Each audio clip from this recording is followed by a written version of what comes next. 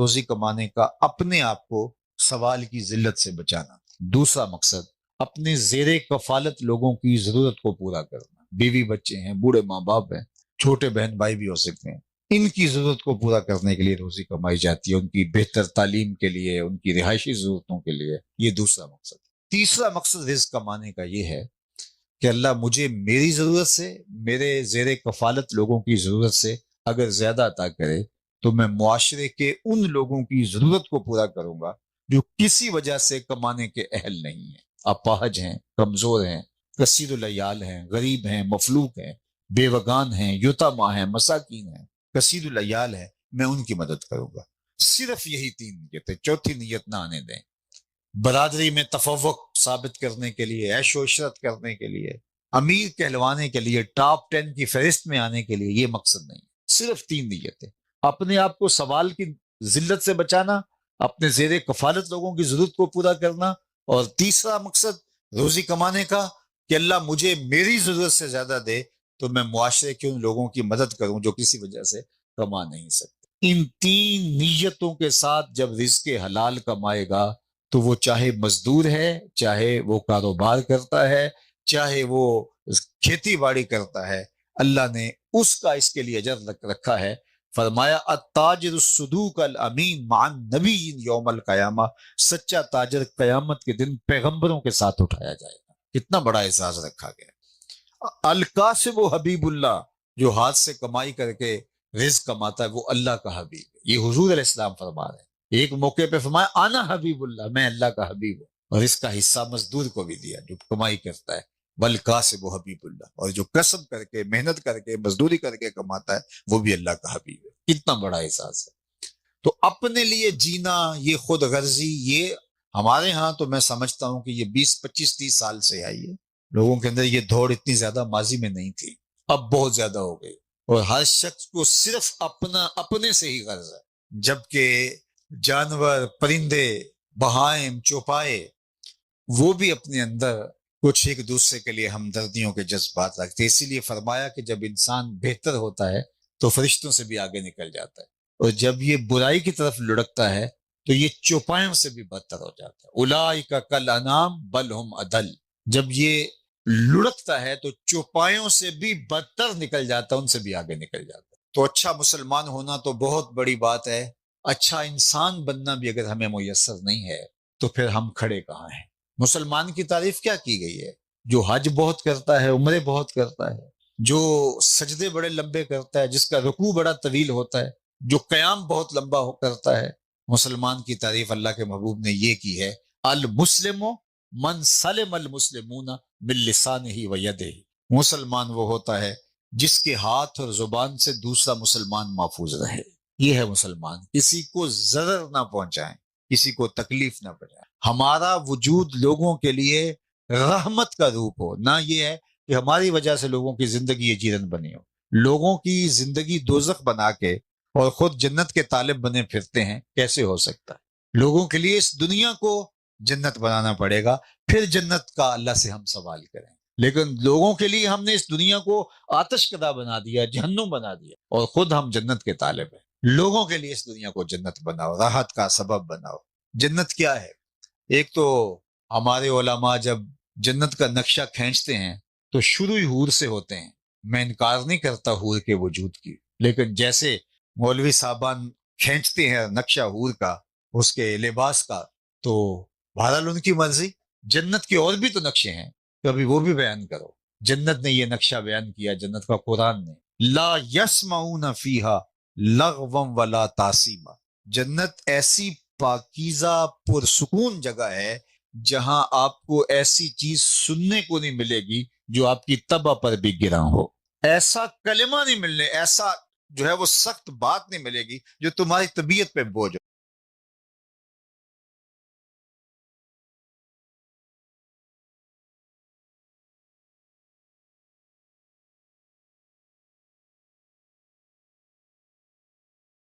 تمہارے کانوں پہ گراں ہو۔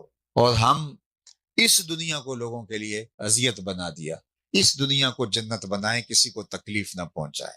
لائٹ چلی گئی ہے اور ہمسائے بیچارے کی کھڑکیاں بھی نہیں ہیں، اور ہم باہر جنریٹر لگا کے اور اس کا سلنسر بھی نہیں ہے اور دروازے بند کر کے اور ساؤنڈ پروف کمروں میں رات نیند آرام کی سو گئے، لیکن گرمی تو الگ تنگ کر رہی ہے ہمسائے کو، اور تمہارے جنریٹر کی جو ہے وہ پھٹ پھٹ اس کی زندگی کو ساری رات عذاب بنائے رکھا، اور تم اس کمرے میں بیٹھ کے قرآن پڑھ رہے ہو، تہجد پڑھ رہے ہو۔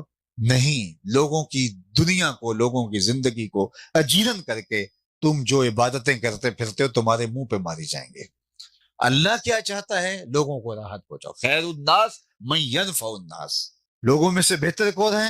جو لوگوں کو نفع پہنچاتا ہے، لوگوں کو تکلیف پہنچانے والا۔ میں بھی کہیں کہہ رہا تھا کہ 6 فٹ کی گلی ہوتی ہے، شاید آپ کے ہاں تو کھلے کھلے بازار ہوں گے، کھلا علاقہ ہے آپ کا، لیکن 6-7 فٹ کی گلی ہوتی ہے، 8 فٹ کی گلی ہوتی ہے، تو ہمارے گھر کے اندر بڑے بڑے واش روم، بڑا کچھ، سب کچھ اندر ہوتا ہے، لیکن 3 سیڑھیاں ہم نے باہر رکھنی ہوتی ہے، اور وہ گلی ہم تنگ کر دیتے، ہم نے جو ہے وہ موٹر بھی باہر لگانی ہوتی ہے پانی والی، اور تھڑیاں بھی 3 باہر بنانی ہوتی ہیں، اور مکان بھی بہت اونچا کر کے بنانا ہوتا ہے، اور راستہ ہم روک کے ہم سمجھتے ہیں کہ یہ شاید کوئی ہم اچھا کام کر رہے ہیں۔ صاحب یہ اچھا کام نہیں ہے، اگر ممبر و محراب سے اس کے خلاف نہیں بولا جاتا، یا معاشرے میں سب یہ کرتے ہیں تو سارے کے سارے لوگوں کے کرنے سے غلط صحیح تو نہیں ہو جاتا۔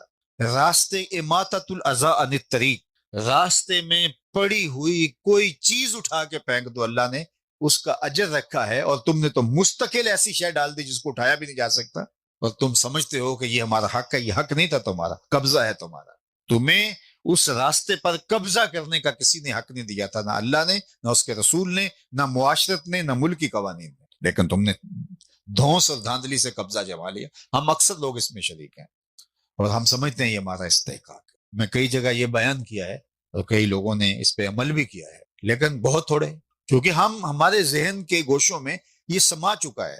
ہمارے گھر میں سٹور موجود ہیں، خالی کمرے پڑے ہوئے ہیں، کھلا لان ہے، ہمارے گھر کے اندر بڑے بڑے سائز کے واش روم ہے، نہیں ہے تو ان 3 سیڑھیوں کے لیے جو ہے وہ اندر جگہ نہیں ہے، اور ہم نے لوگوں کی زندگی کو جیرن بنا رکھا ہے، اور گھر سے کوڑا اکٹھا کیا اور ہمسائے کے دروازے کے سامنے پھینک۔ قریش مکہ بھی تو یہی کرتے تھے، اذیتیں دینے کے لیے۔ حضور کی سیرت کیا ہے؟ وَتَحْمِلُ الْكَلَّ وَتَقْسِبُ الْمَعْدُومَ، اور اس کے بعد چوتھا حضور کا وصف ام المومنین نے بیان کیا، وہ یہ کہ وَتَقْرِ الضَّيْفَ، آپ اونچے درجے کے مہمان نواز ہیں۔ من کانا یؤمن باللہ والیوم الآخر فلیکرم ضیفہ، جو اللہ اور پچھلے دن پہ ایمان رکھتا ہے وہ مہمان کی تکریم کرے، مہمان کی عزت کرے۔ مہمان اپنی قسمت کا کھانا آپ کے دسترخوان پہ کھاتا ہے، آ کے اپنی قسمت کھا گیا، ثواب آپ کو مل گیا، رحمتیں لے کے آتا ہے، برکتیں چھوڑ کے جاتا ہے۔ اور آدھا فقر حضرت سیدنا شیخ عبد القادر الجیلانی علیہ رحمہ و رضوان، پیر پیرا میر میرا شاہ جیلاں علیہ رحمہ، فرماتے ہیں آدھا فقر بھوکوں کو کھانا کھلانا اور برہنہ بدن لوگوں کو لباس پہنانا، باقی سارا آدھے میں آتا ہے۔ اور فقیر اس بات پر خوش ہوتے ہیں کہ کوئی ان کے پاس آئے اور اس کے کام و دہن کی تسکین کا ہم سامان کرے۔ بابا بلے شاہ نے کہا تھا، اٹ کھڑکے دکڑ بجے تتا ہووے چلا، آن فقیر کھا کھا جاون راضی ہووے بھلا۔ اچھا لگتا ہے کوئی ہمارے دسترخوان۔ حضور کا وصف کیا ہے؟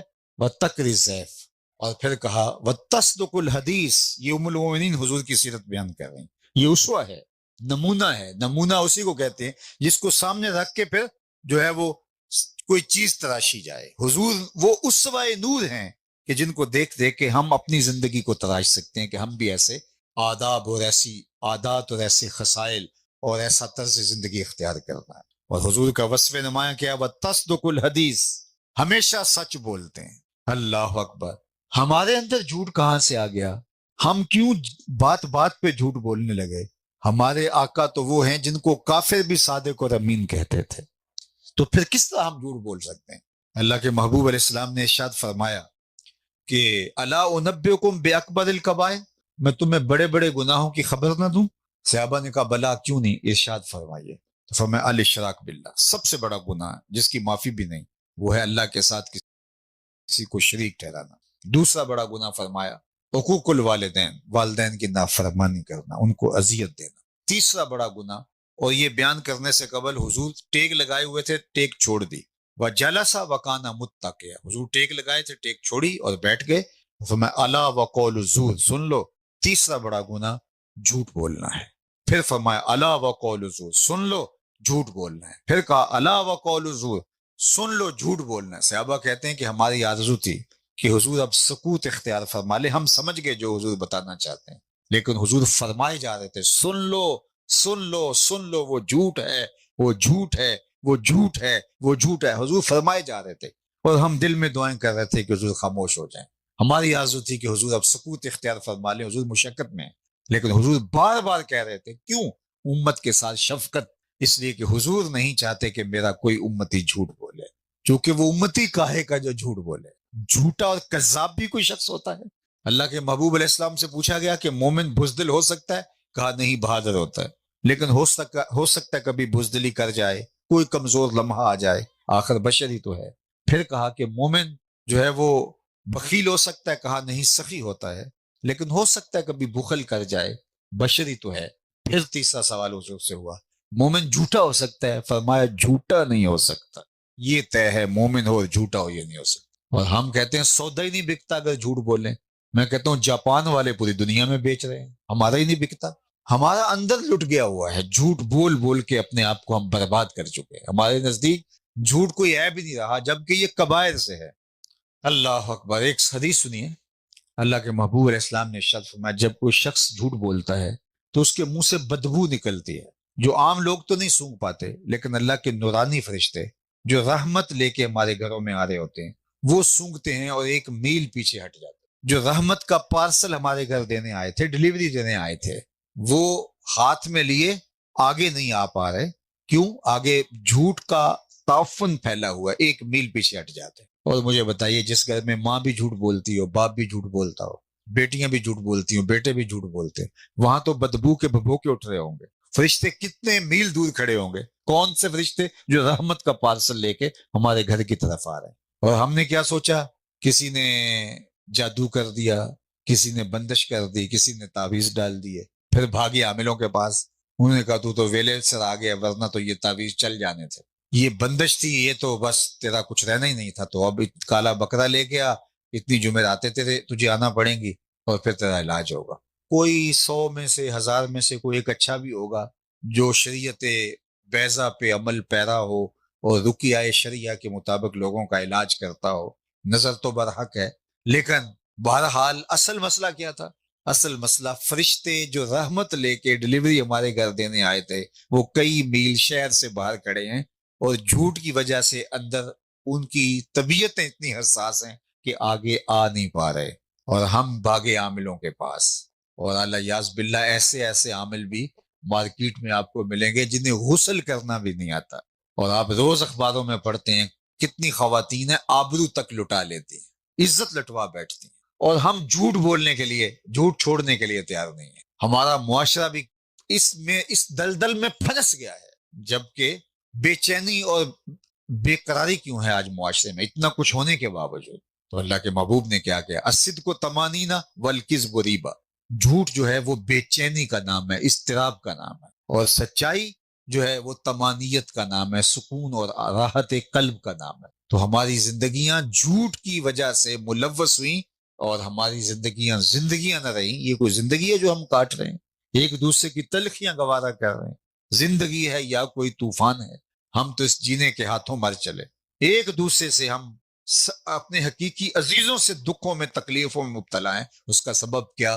اس لیے کہ ہماری زندگی، پورا معاشرہ جھوٹ کی لپیٹ میں، اور رحمت کے فرشتے دور کھڑے ہیں، آگے رحمت لے کے پہنچ نہیں پا رہے، اس لیے کہ آگے تعفن اور عفونت اتنی ہے.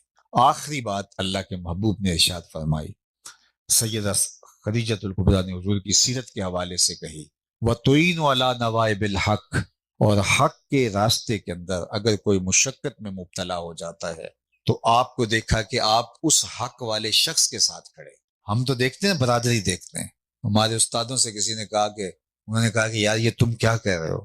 اس نے کہا جی کوئی برادری بھی چیز ہوتی ہے. تو آپ نے فرمایا اللہ کا حکم بھی کوئی چیز ہوتا ہے، رسول اللہ کا فرمان بھی کوئی چیز ہوتی ہے. ان قواریوں پہ جا رہے ہیں برادری کے پیچھے، اور پتہ ہے ہمیں کہ مجرم یہ ہیں، قتل انہوں نے کیا ہے.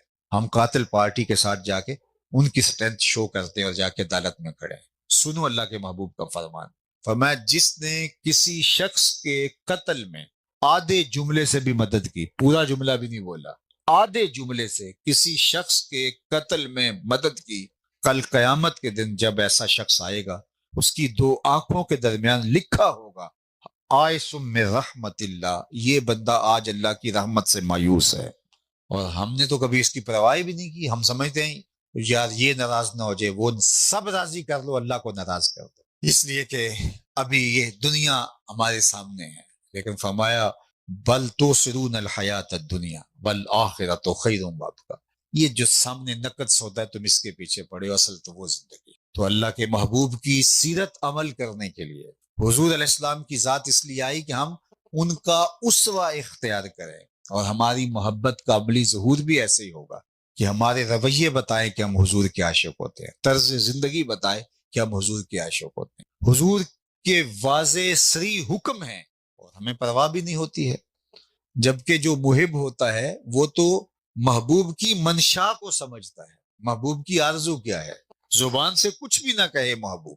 مدینہ المنورہ کی گلی سے حضور کا گزران ہوا تو ایک مکان بن رہا تھا جو طرز تعمیر حضور کو پسند نہیں تھا، تو آقا نے پوچھا یہ کس کا ہے؟ کہا فلاں انصاری کا۔ تو آقا کریم علیہ السلام گزر گئے، کچھ نہیں کہا۔ کسی نے اس انصاری صحابی کو بتایا آقا نے تیرا مکان دیکھا تھا، چہرے کے اوپر پسندیدگی کے آثار نہیں ہم دیکھ پائے۔ اللہ اکبر۔ تو اس نے کہا اچھا؟ کہا جی۔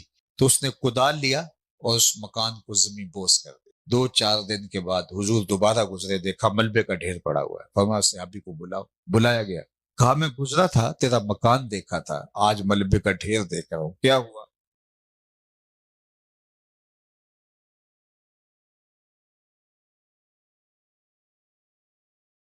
عرض کی حضور میں نے گرا دیا۔ فرمایا کیوں؟ عرض کی سنا تھا آپ کو پسند نہیں، سنا تھا آپ کو پسند نہیں۔ میں اور آپ سر سے لے کر پاؤں تک دیکھیں ہمارا کیا کیا حضور کو پسند ہے، عقیقے سے لے کر ولیمے تک دیکھیں ہمارا کیا کیا حضور کو پسند ہے، اپنے طرز معاشرت پہ، اپنی دوستیوں پہ غور کریں ہمارا کیا کیا حضور کو پسند ہے۔ محمد دی زیارت محمد دے رنگ وچ، اے ٹھگ بازیاں جانے پیارا محمد۔ ہمیں اپنی زندگی کو ان کے بتائے ہوئے طریقے کی مطابقت میں ڈالنا ہوگا۔ ایک شخص آئے حضور سے، انہوں نے مسافہ کرنا چاہا، آقا نے رخ پھیر لیا، سمجھے اتفاقاً ہو گیا، جدھر حضور نے رخ پھیرا تھا ادھر سے جا کے انہوں نے مسافہ کرنا چاہا، تو آقا کریم نے پھر رخ پھیر لیا، سمجھ گئے حضور ناراض ہیں۔ تو صحابہ سے پوچھتے پھرتے ہیں کہ حضور مجھ سے ناراض ہیں، لیکن مجھے سمجھ نہیں ناراض کیوں ہیں، تم بتا سکتے ہو؟ ہمارا بڑا ناراض ہو جائے اور ہمیں پتہ نہ ہو تو ہم خود ناراض ہو جاتے ہیں، لیکن وہ صحابہ سے پوچھتا پھرتا ہے کہ حضور علیہ السلام ناراض ہیں، مجھے سمجھ نہیں ہے، تم بتا سکتے ہو؟ انہوں نے کہا ہاں، یہ جو تو نے سونے کی انگوٹھی پہن رکھی ہے اس سے حضور منع فرما چکے ہیں، اس کو آتش دوزخ کا انگارہ قرار دی، ناراضگی کا سبب یہ ہو سکتا ہے۔ وہ آگے بڑھے، انگوٹھی اتار کے پیش کرتے ہوئے کہا حضور یہ رہی۔ تو آقا کریم نے اس انگوٹھی کو پکڑا اور یوں پھینک دیا، یہی ناراضگی کی وجہ تھی۔ مجلس جاری رہی، جب اختتام ہوا لوگ پلٹنے لگے تو یہ بھی واپس جانے لگے، تو کسی نے اشارہ دیا وہ انگوٹھی تو اٹھا لو، تم تو یقیناً نہیں پہن سکتے، تمہاری بیوی تو پہن ہی سکتی ہے۔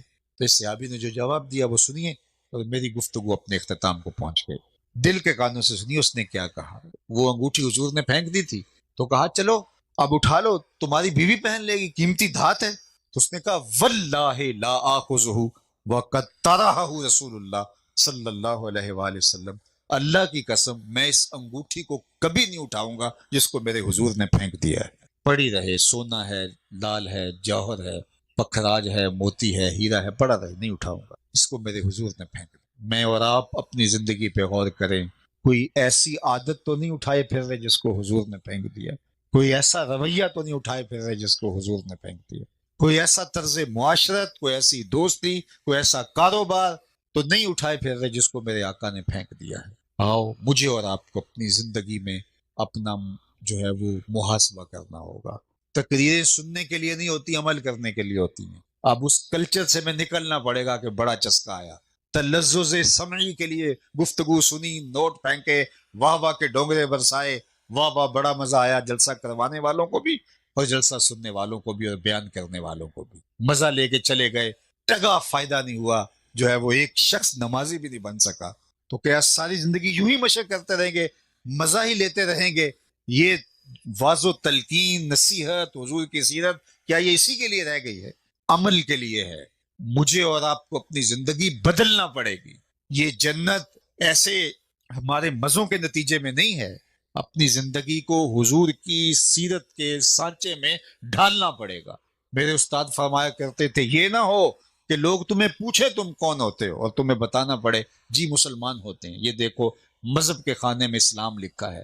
آپ فرمایا کرتے نہ کسی کو پوچھنے کی نوبت آئے نہ تمہیں بتانے کی ضرورت. تمہاری وضع قطع طرز زندگی ایسی ہو تم دور سے چلے آ رہے ہو لوگ کہیں وہ دیکھو حضور کا غلام آ رہا ہے. اپنے وعدے کو اپنی زبان کو طرز زندگی کو اٹھنے بیٹھنے کو حضور کی سیرت کے سانچے میں ڈال